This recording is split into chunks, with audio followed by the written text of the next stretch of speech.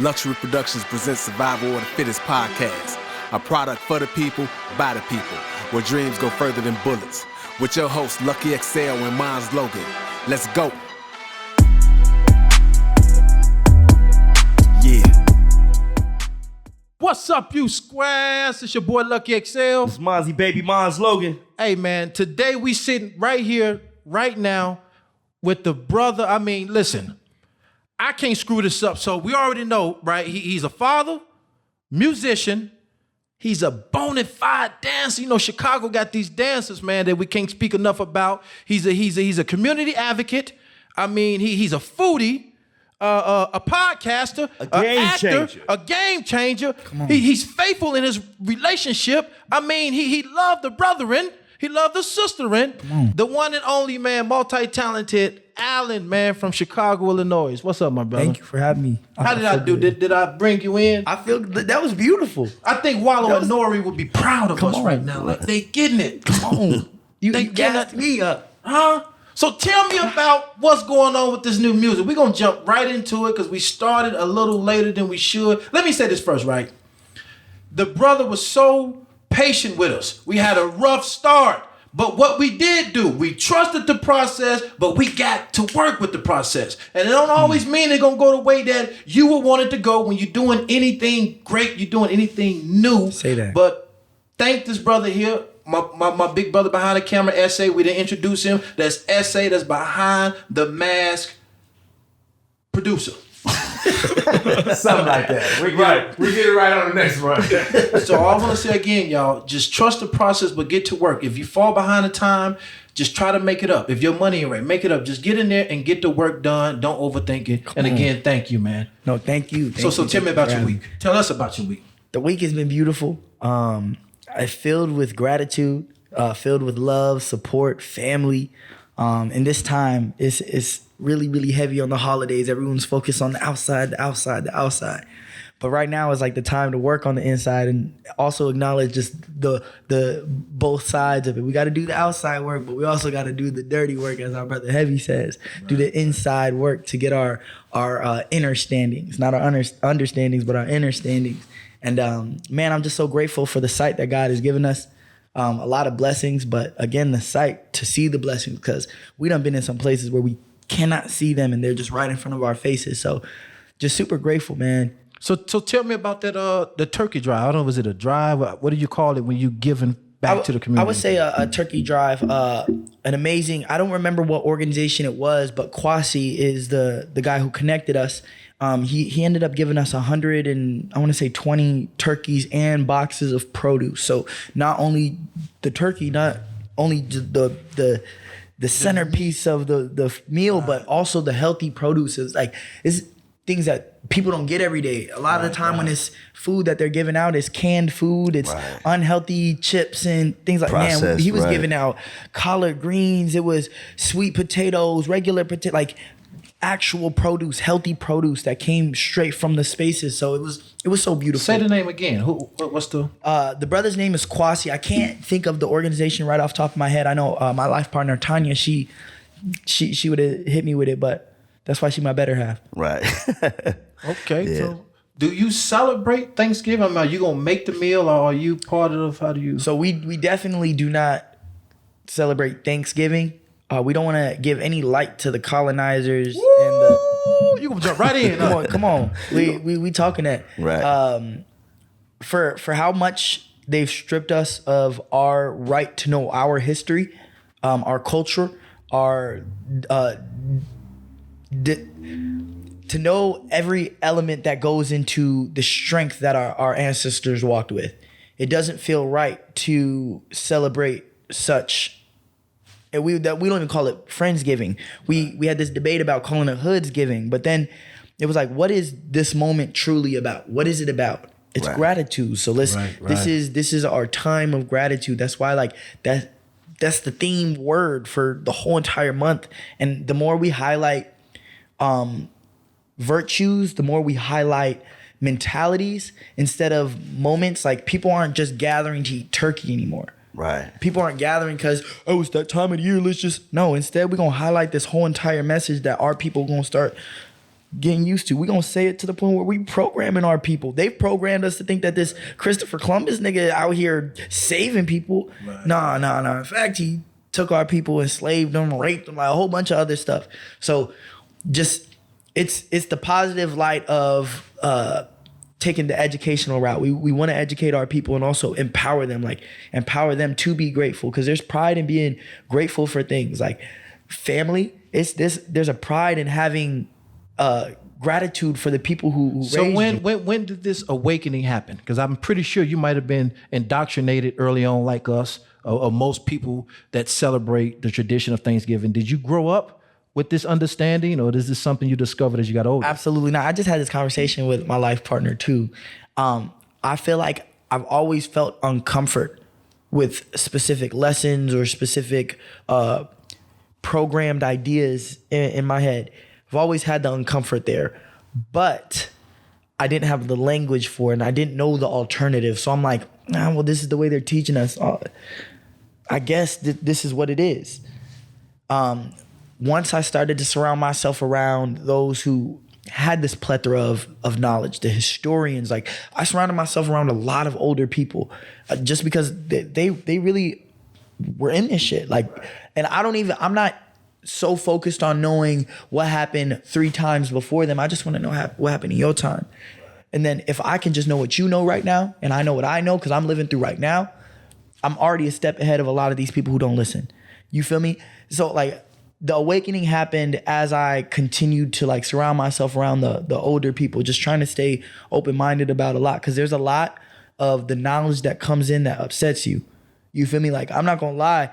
I wanna say the moment that had me raise questions was watching 12 Years a Slave.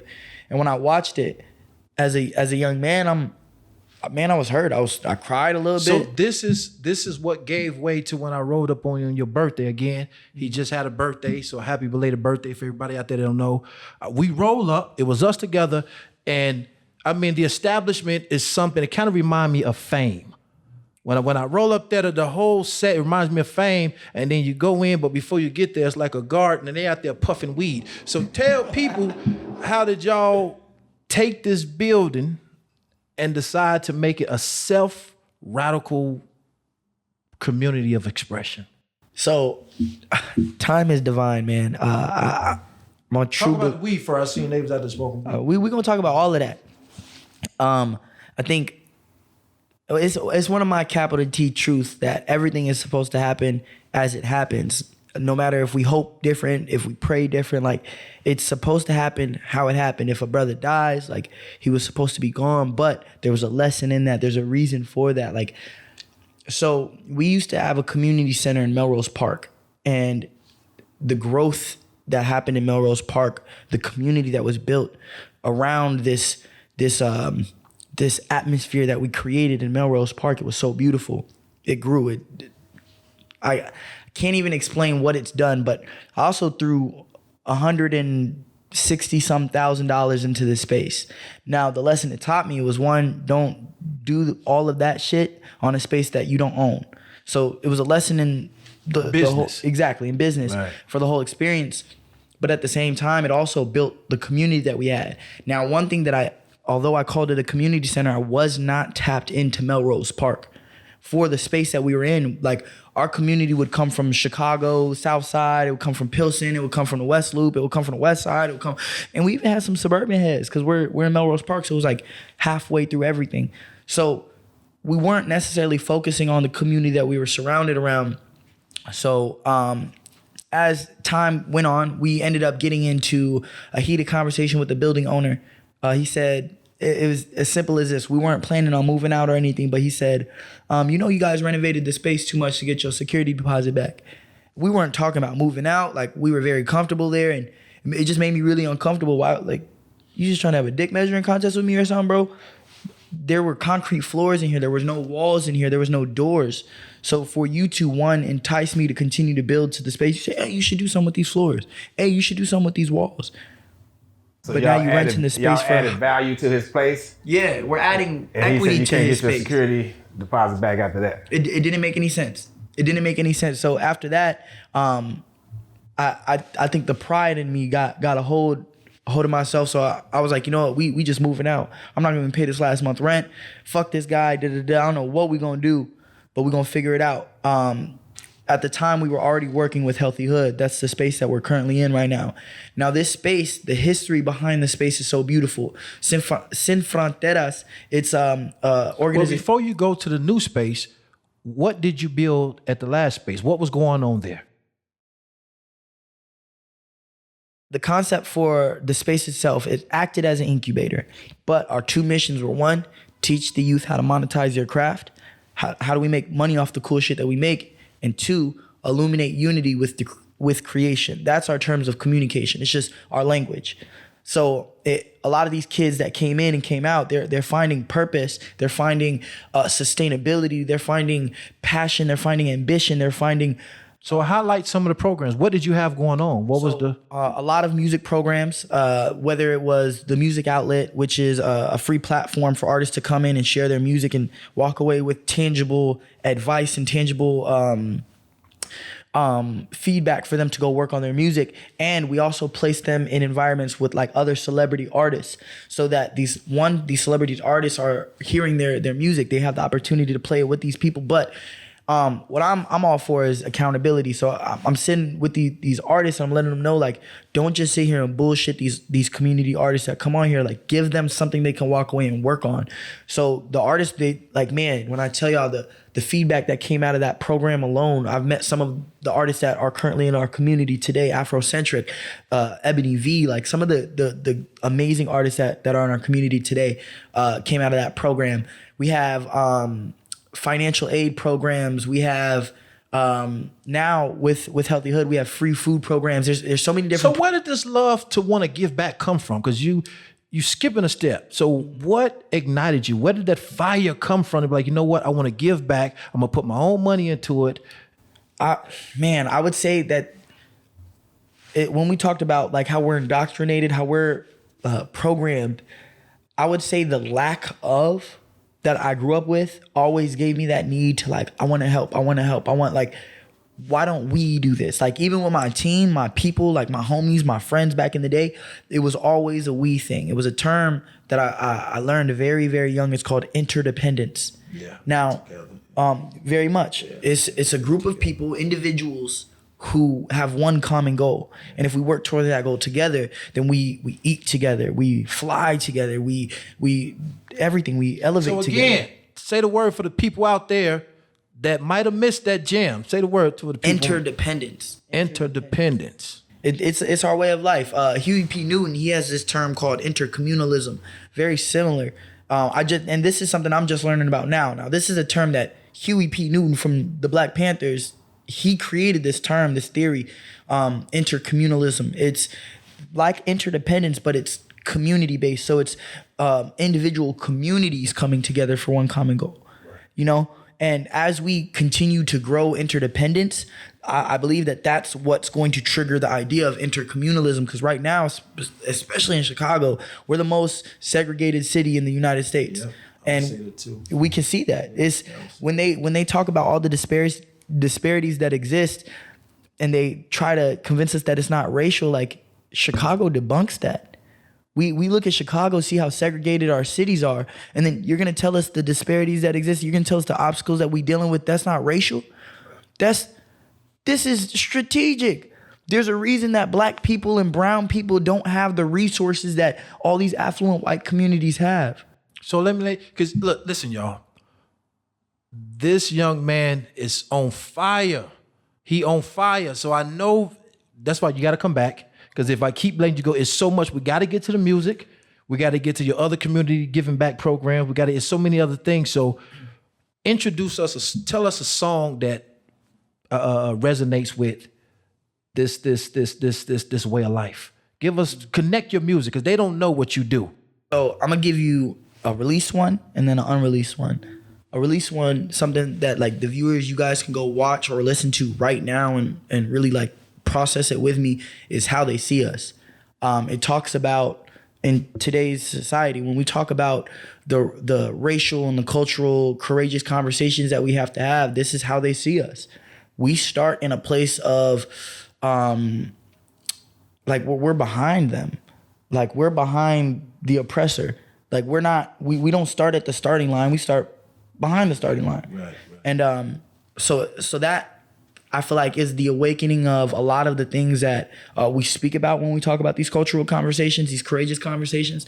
And that's something you guys can go listen to like right now.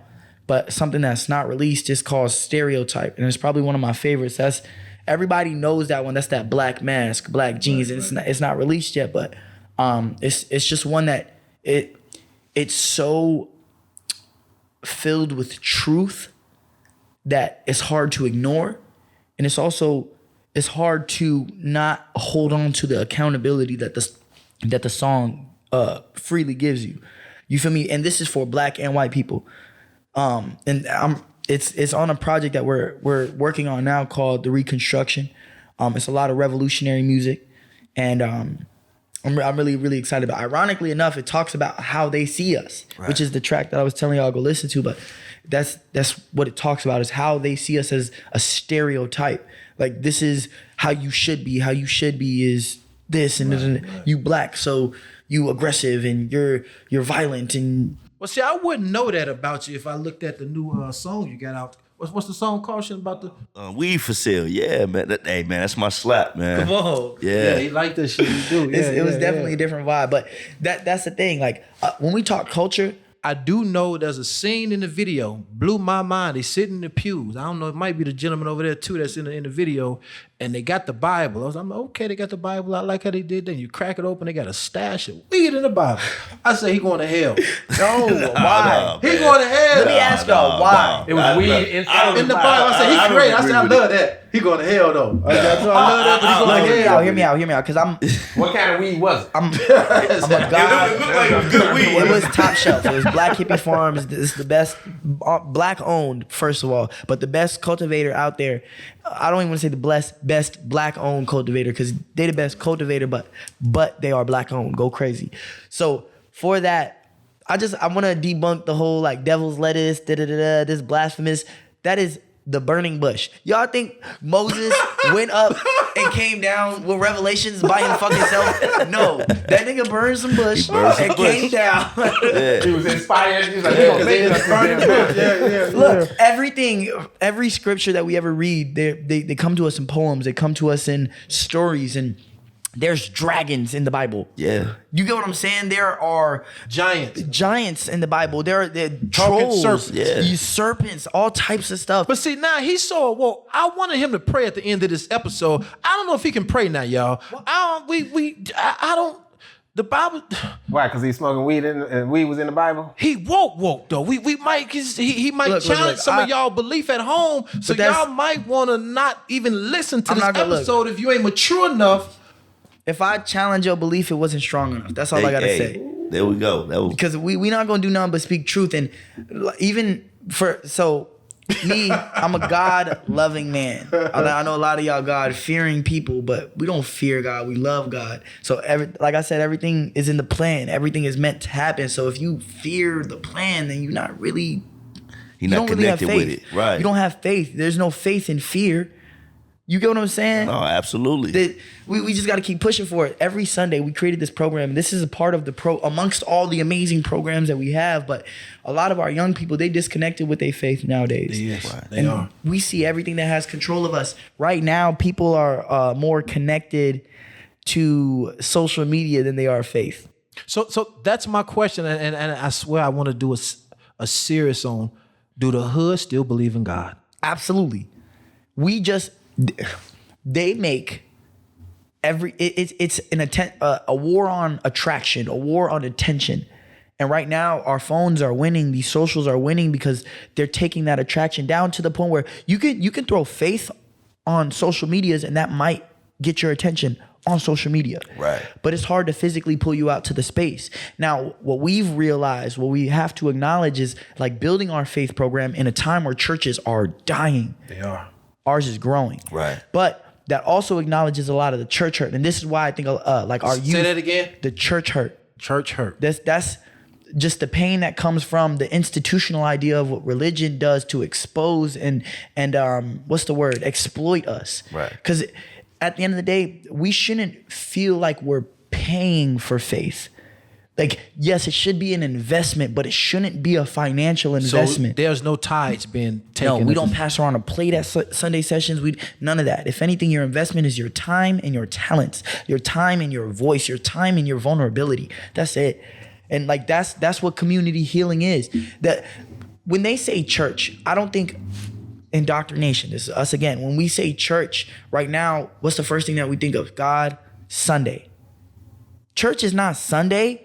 That's not what church is. If we just get together every Sunday, that's not church. Church, the definition of church, the foundational definition is the gathering of community that comes and celebrates throughout the week on a certain day. So on Sunday, we're supposed to celebrate what we did throughout the week. Right. You're talking heavy, y'all. So if we come in on Sunday and only celebrating on Sunday what we just did on Sunday, what the fuck are we doing? That's not church. That's not church. So we need to come to, I need to know my brothers and sisters. So what was that, brainwashing? That's a session. That's what we call it, Sunday sessions. We can acknowledge that Sunday is a session, but the service starts right after that session. Right. Everything that we learned, now it's the application of new information. Now we gonna start applying what we just learned. Yeah. Hold on, man. You can't come on here and drop game like that, man, because they might not be able to pick up what you're putting down. Caution, what? Man, bro, I honestly got to say, like, KnvsHouse, right? Mm-hmm. First time going, your birthday celebration, It was lit. Going back to his story, we walk up. I'm like, man, we going to church? What's this, Bible study or something, With liquor in our hand. Right, I'm feeling very uncomfortable right now. But as soon as those doors opened, I just felt the warmth, the comfort, the community spirit in there. You had the merch, you had the art. Everybody was like vibrating on a much higher level, man. It was love, bro. That's why I'm glad you used that specific vocabulary. I tell people, like the space, the energy that it holds is so sacred that the energy vibrates off the walls. It vibrates off the floor. Like, this is exactly how I explain it every time. So I know it's not something that I'm just seeing or feeling. It's collective. Right. Absolutely. That's super dope. So when you have this magnetism about yourself. You got the charm, you got the wit, you got the style. So anytime you're in church is a very attractive environment. So when you got them single ladies running around there and they see what you're doing, because you dance your ass off too. So you be dancing like them, and then you can sing and all that. You talking about God, so you a catch. So how do you keep that into perspective, man? Tell us about the love in your life, or do you have love in your life? Absolutely. I have a life partner. We have 4 collectively. I got 2 bonus kids. Those are her kids. But man, those are my kids as well. And then my 2, collectively we have 4. But I would say, because I grew up very much an inconsistent lifestyle, bouncing around a lot, moving, but also within my relationships, it definitely like translated. And the whole entire time, there were, like, as I would bounce around, there were traits that I would always like check off. Like, I know that there's a woman that accommodates, and it's not like I need a woman to serve me. It's more like I need a woman to. Hold on, man. We can't let that go. You had a list of what you was looking for. At what age did you put together this list? Now, I had children. You're only 25. I had children. How old are you, right? 26. I had children at 15. And like that aged me completely. Like when I tell y'all, my mom, she kicked me out at 15. I love her. Mind you, we are great till this day. But moving on to that, I'm the baby of the family. I got kids. I'm 15 years old. I'm not even a sophomore yet. She's stressed out. Completely understand. And like that being said, I knew like if this is not the relationship I'm staying in for the rest of my life, like I don't want to be the person that my dad was. And that was the inconsistency that I felt in my pattern. So as I'm going through these relationships, it's like I want a woman who is independent. Like they can independence. Okay, they can do that by themselves without me. But together, like we're that much stronger. Like I make money, she makes money. Give me another we one. make Independence. Money. What you looking for? They have to challenge me. Okay. I can't have a woman, and this is what I'm saying, like I don't need a woman to serve me nor submit to me, but I need a woman who is going to give me their truth, their transparency, and their opinion at every cost, like every turn. Because if I'm doing something wrong, it's like what we just talking about the camera. Like I feel like this camera off. You feel me? If my woman felt like that and she never told me that, but she sat with that, right? Like it would make me question if there's a more serious moment that you would sit with something like that. Right. You feel me? Talking heavy. Yeah. And I one thing that this was on that checklist that I didn't originally put, but it came within the last few relationships before the transition into this lifestyle now, this life relationship. But culture. My kids, I have a white mother of my children. She's amazing. Like one of the greatest mothers ever, very understanding, works very hard and very much like that's a partnership. Like there's not a lot of good dads out here. I would like to say I'm a good dad. I pay for my kids, I take care of them. They got their own room. Like they be doing their thing. But I gotta acknowledge that their mom does so much of the work as well. But the cultural disconnect is where it gets really, really hard. As a white woman, there's some things that she can never understand because she can't experience them. Right. Now, my kids, they have to experience them. Do you get what I'm saying? That's where that disconnect, that conversation always got really, really tricky. And I thought it was just like having those conversations with our kids. I got in another relationship. I was with another white woman, more in the creation element. Very, very talented woman, but the disconnect was culture again. And there were just certain things that I feel like as a white woman you can't say, especially if you have a black man. And there was a lot of just misunderstandings, little things with like, there's a police officer driving next to us and we speeding and they're speeding and they just keep looking over at the black man in the passenger seat, and now we making eye contact and they looking at me like this, and the oblivious nature of like, it's just police officers. They're protecting us. We're good. Like, no, I don't know. This just happened. Like the George Floyd shit just happened. So I'm like, no, bro. Like I was scared before to get pulled over, but now like my blood racing slow down. They peeping and watching. You feel me? And it's just like, as little as a situation as that sounds to a lot of people, it's so hard for them to understand in my skin. So I got to deal with that. Let's ask this question, because I got 2 kids and they're by a Caucasian, a white woman, so I can relate off top. Come on. What is it about the white woman then? So if you can recognize this, why did you go and choose another white woman to... I would say that last relationship triggered the thoughts for like the... Now, we had the conversation about the kids, the cultural disconnect with the kids. And because I didn't have kids with this other woman, I'm thinking like, we don't need to have those conversations. You don't gotta tell me shit about my kids. Like, but the conversation that happened, it was wrapped around relationship stuff, like just on a relationship basis. Now, I've come to the understanding that, again, like without life experience of racial oppression, without the life experience of true prejudice actions taken out on, like, you can never know what that feels like. So how do you educate? Because see, my wife is Hispanic now. So the woman I'm with now, I've been married to for the last Latino. Yeah, she's Hispanic. So how do you educate differently now? How do you put that out there? Because she's not black, my woman not black, but these issues are still culturally current every day for us. So for me, and Cuba did this for me in the greatest way. We just went to Cuba this year, took 2 tons of medical supplies to them, and it was beautiful. But we went to this theater, and it's an outside theater, so it's not things that we have out here. You won't see out there, but it's like this thespian theater, this space, and they had us do this action. Like everybody got passed around this little piece of ribbon, and ultimately you can tell everybody that was from the US. Everybody like got to doing stuff by themselves, like tying it on themselves and putting on their shirt, putting on their pants.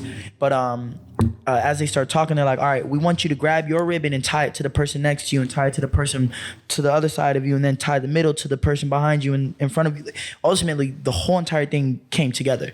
So my piece of ribbon is connected to the person at the top row of this theater, nosebleed seats up. It's also connected to the people that are right in front on the floor seats, you know? And this action, it got people emotional. It got like, this is what solidarity looks like. This is what it looks like when all of our things, our individual moments come together. And so the idea is not to teach our people on audio or just like, we don't want to just let them hear our lessons. I'd rather see a sermon than hear a sermon any day. We got to truly start giving them examples and experiences. Like that's what the lessons are. We grew up off of. So bring that back, because I'm talking about the relationship. So how did that bring? So now at this point, it's like, now I don't necessarily. It's not my job to teach their mom the cultural ins and outs. Well, the woman that you with, your life partner. Now that's different. With that, I got to learn a lot about the Mexican culture. She learns a lot about the Black and Puerto Rican culture, which she teaches me a lot about the Puerto Rican culture, which is super dope. But it's almost empowering. And that's where I think culture comes in. That's where the culture comes into play, because it's not like she never feels like I'm teaching her something or I'm telling her something. It's like she's learning about culture, learning more about culture. She's paying respects to this culture, and then same with me. But when it comes to like the affluent white conversations, that's when it gets like, you trying to teach me something? Like, no, I want you to be respectful to the culture. Right. I told y'all this was gonna be heavy. I told my producer that we're gonna have to do segments, because this is fire. He talking about wrap it up, bring it on. So listen, we're gonna be right back with y'all with my boy Allen. All right, we rolling, we back. All right, you squares, you already know who it is, Lucky XL.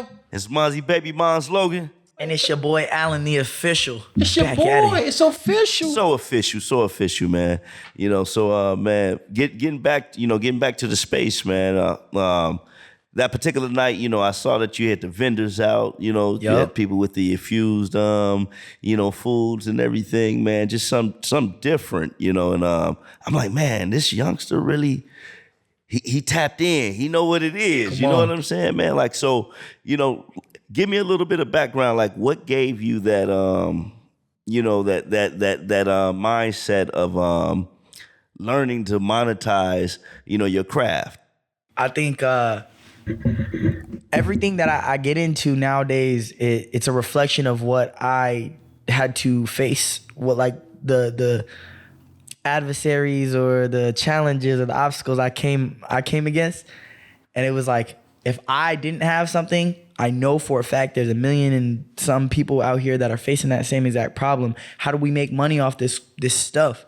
And I came from a world where it was me and my brother, and we were in the dance world. It was every connection that I got nowadays, a lot of the time it comes from the respect of like, when we get on the dance floor, we finna eat y'all ass up. Right? And it's like, bro is still humble. Like, we still show love. We still connected. But that's where like all those connections came to is dance.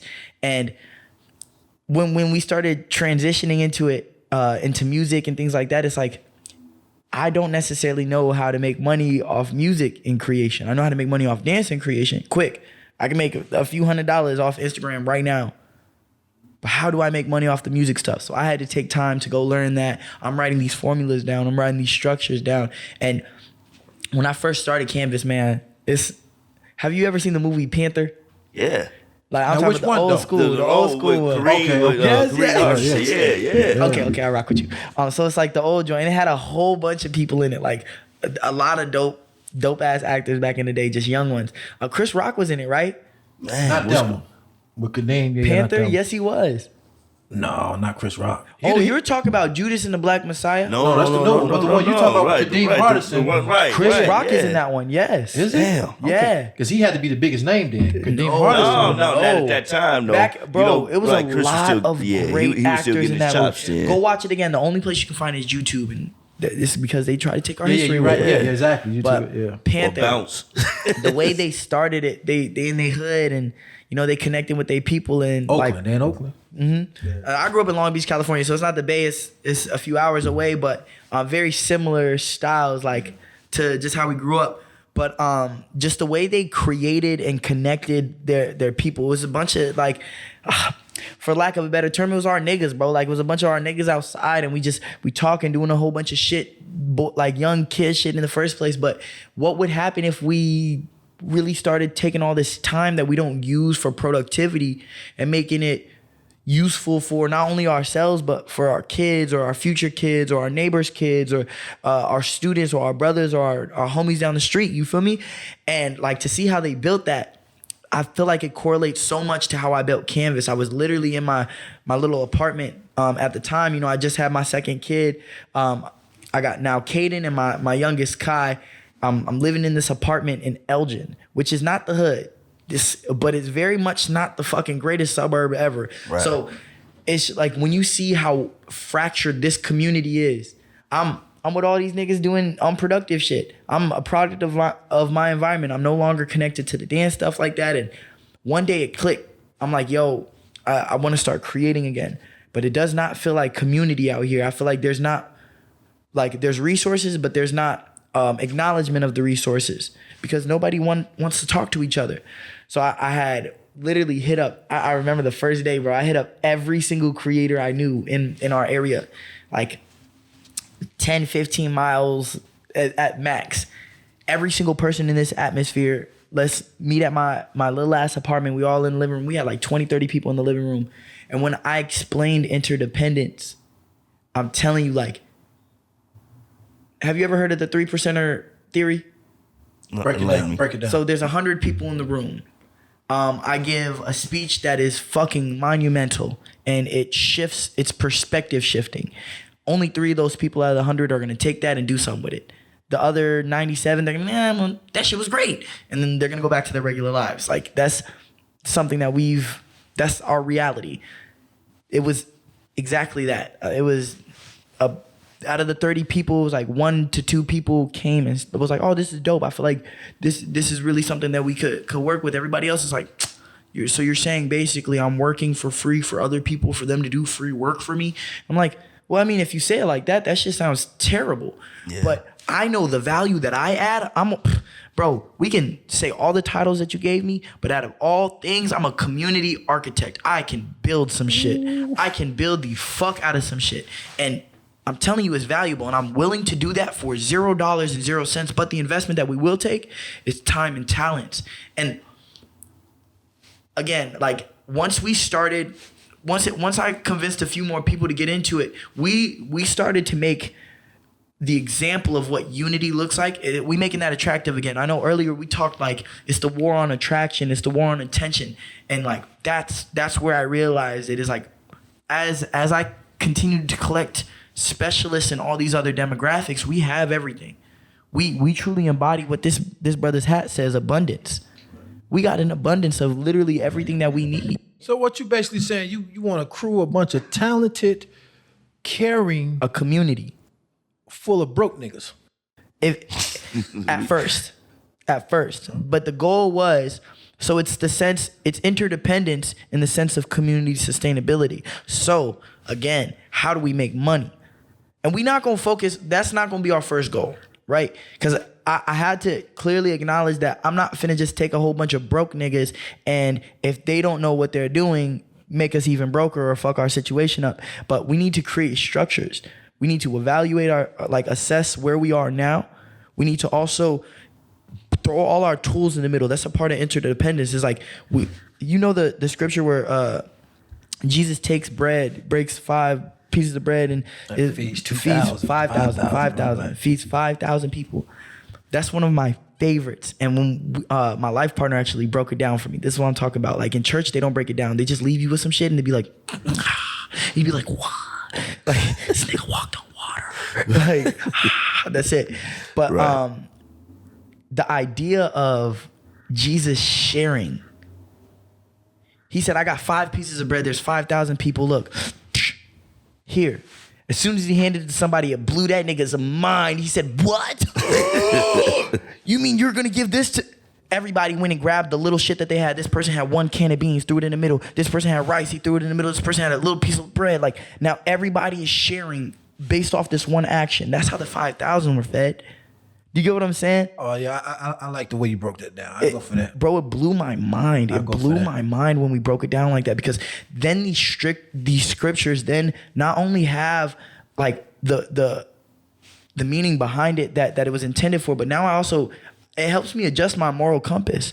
It helps me like really, really attach to faith in a community-based way as well, in the sense of liberation. Because right now, who taught us this shit? Let's think about that. We got to acknowledge that, because I tell you right now, all the churches that they talk about, there was a lot of white Jesuses in there. And if we talk in our history, we know where they were from. There's not a lot of white people around. So when you need to go out and make something happen, no, you're right. When you need to go out, and the Bible says color was bronze, his hair was made of wool. So we know that's not the right depiction. But when you need to go out and bring something together, bring some food to the table, what are some of your fundraising methods? How do y'all accomplish? Like, I mean, give me one of my favorite things. Give me one real example. And this is the most real example, because this is like, we got together with a lot of older organizations, and these are the people with money. Like, it's a lot of the old heads. And a lot of things that they kept saying as they built this whole entire agenda for this fundraiser, it's just like a whole bunch of people talking here, a postcard thing here, like a raffle here, things like that. And they kept saying, the young people, the young people, the young people. I'm the only young nigga in this meeting, mind you. Right. So I'm like, can I make a suggestion? They're like, oh, yeah. Excited to hear what the young guy has to say. I say, I feel like we should add music. We should make this like a festival. If this is a free thing, let's give them something that they would invest in if they had to pay to get in. You get what I'm saying? Like, let's give them an experience that they would have to pay for originally. Right. We're gonna great music out here. Let's get some barbers out here to also know what our community has. If it's a community of black and brown folk, we need to get our hair cut. We need new shoes. This backpacks. What you told these people, man? Bro, you had the we were audacity talking to on shit. tell these people this, absolutely. man? Look, have the whole conversation, right? And they hit me with well, I don't really think that makes sense, because we're not going to get our message. Y'all asking what the young people want, but then you're telling the young people what they need. No, we need to give them, and this is why Canvas exists.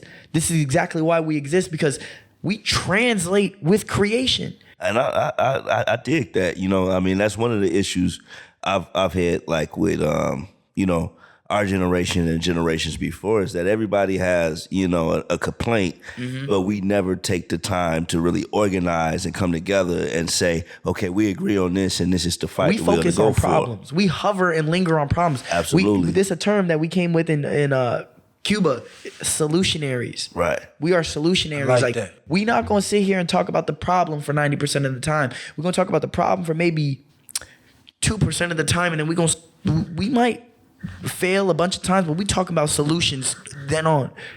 So we did gonna they go for it? Was y'all able to pull it off? Absolutely, and it was fucking amazing. It was fantastic. So many beautiful young and old, even old people there sharing music, and the type of music like that was played, bro. It's educational, but it's the youth. We rapping, we singing, but like they talking they stuff. When we did the Black and Brown Unity concert, when I tell y'all, I don't even know how many people was there. Bobby Rush walked in. It was so many people. Oh yeah, like that, bro. It was like that. We had some of the Black Panthers from like the original Black Panthers come in and did some PE in the beginning, like. And shout out to that brother right there, Jiggy Bars. He set the itinerary very intentionally for that night, and it was enough for the young people to learn. It was almost like the passing of the torch, because we had the OGs in there teaching us. Like, it was political education. But when you see 75, 200, 300 people start walking it, like, bro, it started getting packed. And they're coming here to learn. And then the music that's playing, it's like talking about history. It's talking like it's real. It gets real. But that's war of attraction. Right. We need to start making the culture, the history, all of that attractive enough to fight for. Because I'm telling you right now, once our kids start getting hungry enough, the school's gonna start changing. That's what we talk about control. We had a conversation about control earlier. The youth, once they realize how powerful they are, they're gonna take control. Because that's the future. So give us a couple, as many organization that you would like to name that's actually trying to help us to unlearn and then relearn better ways of serving our community? Is there any names out there that we should look out for? We should actually help support. I'm gonna name a few just cross country right now. KnvsHouse, Omaha, Nebraska. Super duper amazing. I say they're like one of the closest to what we do. They got a lot of programs that are just very comprehensive and extensive for our culture, for our people, and it does a lot of history and political education as well. We're actually going out there and teaching a political education class soon. And then the People's Forum in New York. They are amazing. I believe they're a non-for-profit organization as well, and they fight to combat a lot of the disparities that exist. They're a partner of our organization as well. Like we be doing this stuff together. They also came out to Cuba with us as some of the representatives from the People's Forum as well. Man, a coffee, hip hop, and mental health. They be going crazy in the community, offering a lot of mental health resources for. So stay right there. Break that down. Mental health. Go in more depths about that. As an issue that we face primarily in the Black and Brown community. Talk a little bit about that, if you will. Well, off rep, we know that mental health is not. It's not just a topic that people are talking about right now, but it's something that I believe is just now getting the light that it deserves, the understanding and the time that it needs to truly sit and help elevate our people. Because this is something that I don't think as a people we've ever taken serious. Like our parents, we got to think about the situations and the traditional values and the lifestyle that they lived in. It was like, bro, you doing too much right now. Shut up. Go in your room. Suck it up. Be a man. Like, being a man was so different until the youth really started changing what that looks like. You feel me? We needed examples, right? And as we continue to grow, as we continue to get deeper into what we're doing, it's creating more open minds. But I don't know if y'all can take credit for that, man. Talking about the youth. So the youth changed the I gotta take credit for that. Hear me out. The OGs did not initiate the thought. Because I'm not gonna lie, if they initiated the thought, it would have started changing already. No, I 1,000% agree with you. What I will acknowledge and I will tip the hat to the OGs is accepting it. You feel me? And pushing that. You feel me? Because there's... So this is a referendum on the OGs? Don't get me wrong. I got some mentors that have shaped my mentality. I got some OGs that I sit... Like, literally, unfortunately, I had to click the off button. But Mike D, that's one of the OGs right there.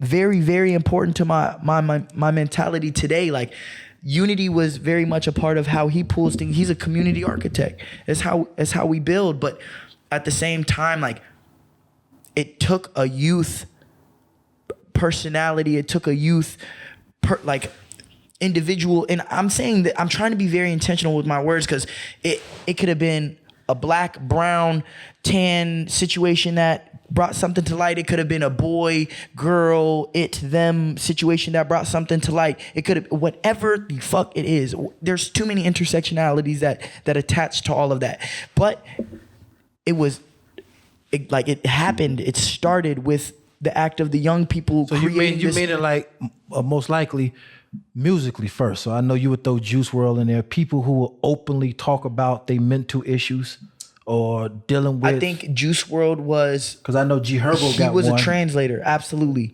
Juice WRLD, X, like a lot of them, they were translators for what we were afraid to say. Because again, men don't say that shit. Right. Men don't cry. Men don't paint their nails. Like it was things that X did and Juice WRLD did that pushed the bounds of, but they still knocking niggas out and they still wild and they're still aggressive, like still attached to very much the stereotypes of black and brown people that they've already attached to our stigma, but they're still pushing bounds in other ways. And I think that created so much empowerment for other people. Like I agree with that. It's what Donald Trump did. Did y'all see the Dave Chappelle thing?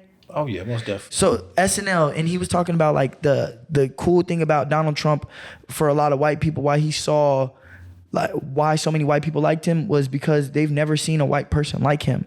You feel me? He was so belligerent and like so willing to say whatever everybody wasn't saying but thinking, man. Exactly. Yeah. So same with X and Juice WRLD. There's people that really, really felt like this, that really, really had these feelings or thoughts or emotions that they could not articulate, but these people said that or made these songs or acted out in these moments that I saw myself there. I lived through that, through this person vicariously. You feel me? So I don't know. I feel like mental health is now gaining it's gaining the attention it needs to have the opportunity of understanding. Right. So we're no longer checking it off. We're no longer like, well, this nigga just crying. Right. You feel me? We're now, okay, let's sit down. What is depression? Like, for me, mental health has always been real to me. I went to rehab. I want to say 7 years ago, maybe 6 years ago. Right around the time I really started coming into terms with like my cultural understanding, coming to terms with my dad. He's a Rolling Stone. That's my brother right there. I got another brother from Nebraska in here. We got like 12 other siblings, and we still learning to heal from the trauma.